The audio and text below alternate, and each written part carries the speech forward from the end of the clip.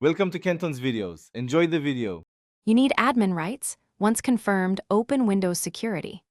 Click Start, type Windows Security, and choose Virus and Threat Protection. This moves you straight into the area that controls exclusions. Make sure Windows is up to date so policies apply correctly, otherwise changes may not persist. Once inside Virus and Threat Protection, pause long enough to spot the Exclusions link.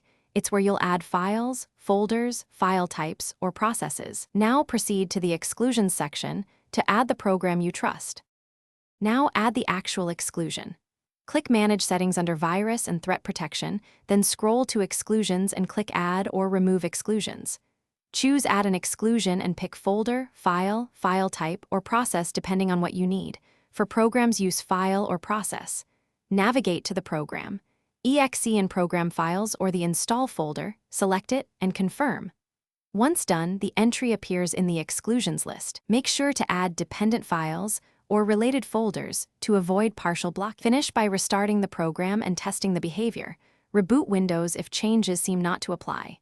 If Microsoft Defender Smart Screen still blocks the app, allow it via the prompt or adjust Smart Screen settings in Windows Security.